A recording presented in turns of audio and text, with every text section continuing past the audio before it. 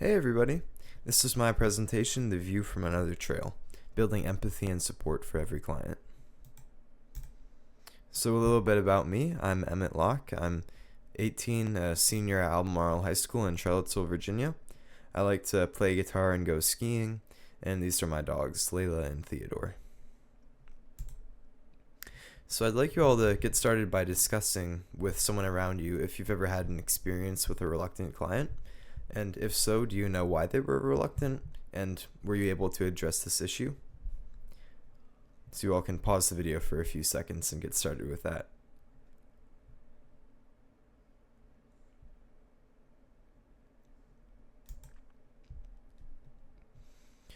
Alright, so now I'm going to talk a little bit about a few factors that could be causing a client to be a bit reluctant in a session.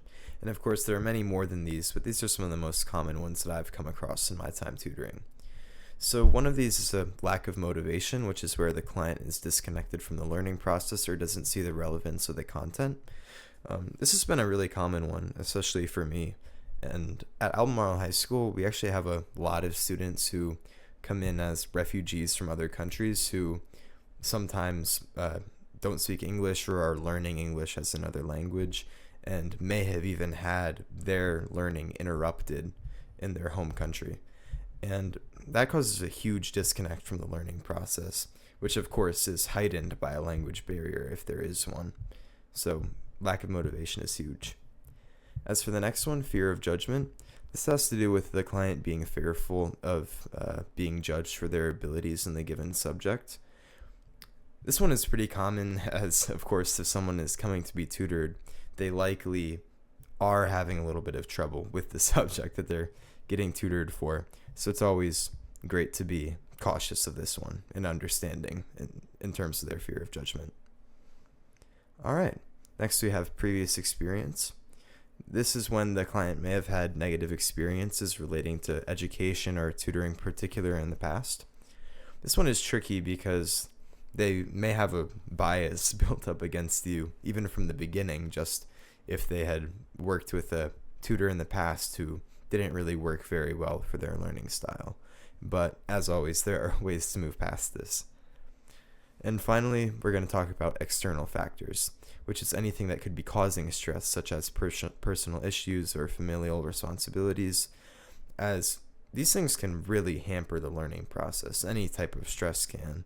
And it's really common that certain students may need to be helping out their family financially, working jobs on top of their hours at school.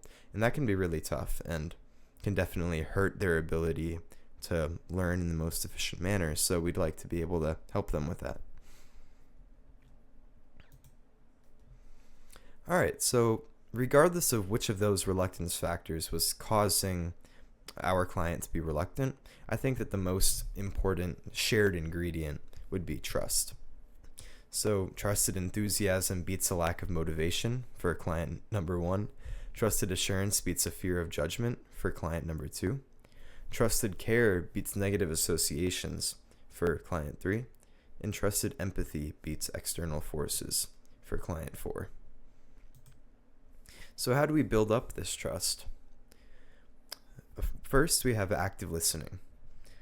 Active listening is hugely important, and I'm sure that most of you have probably at least heard of it by now. But I think that a lot of people don't realize just how important it is. Like, I'm sure most of us are able to listen to a conversation and, get the general grasp of what the other person is saying. But even just thinking about being an active listener while you're having a conversation can have such a huge impact on your outward appearance to the other person and really how attentive they see you as being. So the next one is positive reinforcement. And of course, this one's huge because, they probably want you to think that they're doing a good job. If you're being kind to them and not negative, that definitely helps build up trust over time. And then we also like to find common ground of some sort. So this is a huge one for me. I like to spend a little bit of time at the beginning of each session just getting to know my client, because even if we're, cutting away from time actually doing work, if we're able to help the client become more comfortable, that leads to a great increase in the efficiency of their work, as a comfortable client will always be able to work faster than a stressed client. So I'd say overall we're saving time. And finally, another huge one for me is the lack of hierarchy. As we're peer tutors, we're not teachers in the same way that we might be used to as part of our learning process.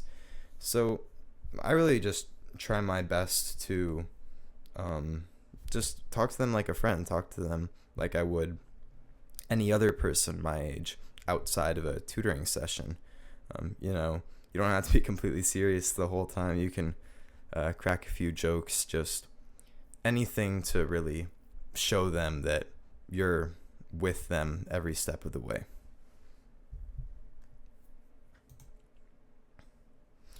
And finally, trust can also encourage your client to open up to you, potentially revealing why they're reluctant. From there, you can further specialize your process, especially if you realize that they fall into one of the 4 categories of reluctant clients that we mentioned earlier.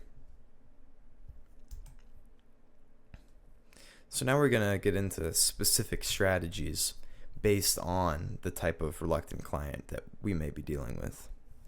So for a client who has a lack of motivation or is disconnected from the learning process, one great strategy is always to connect to their interests.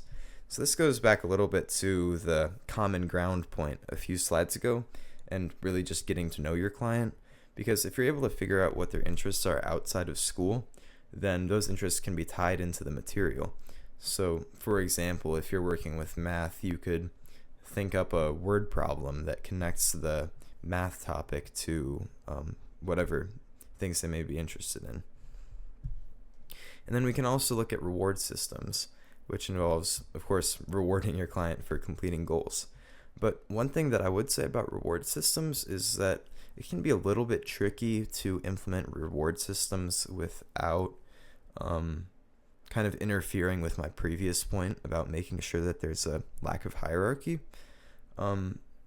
Just because sometimes if a client knows that they're going through a reward system, then they may feel like they're kind of being treated in a childish manner, as a lot of times, it's elementary school and middle school classrooms that may use reward systems. So I like to do it in a more casual way, maybe allow them a little bit of break time if they get to the end of a certain number of questions or something along those lines. Now, if our client has a fear of judgment, one thing that I like to do is just relate to them, to let them know that they're not alone. So you can share your own stories of progress and growth, and they'll kind of understand that you're not just some person who does everything perfectly and that's why you're a tutor. No, you're human too, and you really understand if they might be having some trouble with their subject or getting some questions wrong here or there. You can also make sure to give them a lot of positive feedback, and of course we try to do this every now and then, but we can really kick it up a notch for a client who has the fear of judgment, just to let them know that we really are there to support them. And if you do need to criticize them, of course this will happen from time to time since you are trying to help them improve. You can criticize them, but just make sure you're surrounding with compliments, putting it in a compliment sandwich per se, so that overall there's still like net positivity throughout the session. And then another thing that you can do is just not worry about making mistakes yourself. So, of course, you should probably catch one of your mistakes if you do make one, but then showing your client how to fix your own mistake after you make it can also be a huge part of the learning process.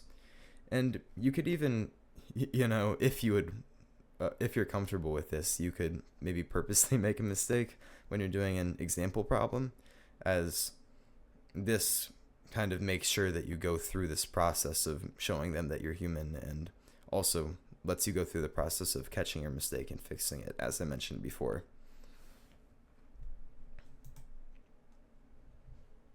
And then for a client who has had negative previous experiences with tutoring or even education in general, I would make sure to really utilize your tone, because even if you are a kind and relaxed person, a new client won't know that right away. So you should really go out of your way to demonstrate these traits and show them from the get-go that you are a kind and relaxed person who won't be judging them and hopefully will be more supportive than the people who they might have worked with in the past that caused them to have a negative experience in education or with tutoring. And then you can also, make sure that you're pointing out some of the small wins. So you could begin with only giving your client one small task at a time, and then just move slowly from there so that you can slowly build up their confidence, even if their confidence had been taken down a few notches in previous experiences.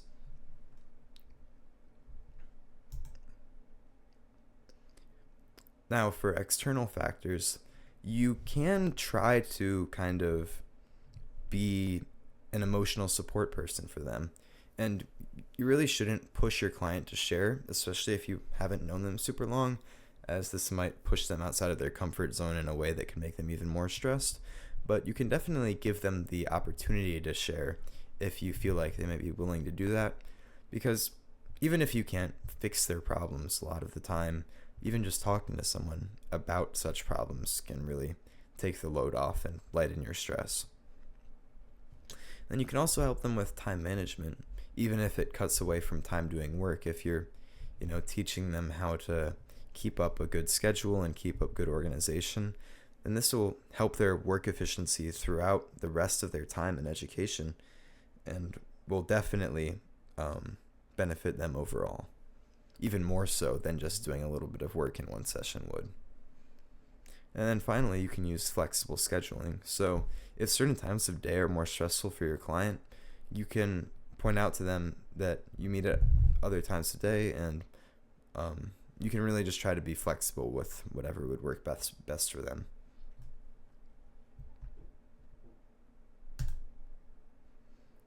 All right, that's everything.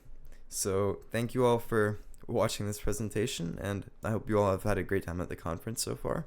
And if you have any questions, you can feel free to email me at eclp6@k12albemarle.org. All right, thanks everybody.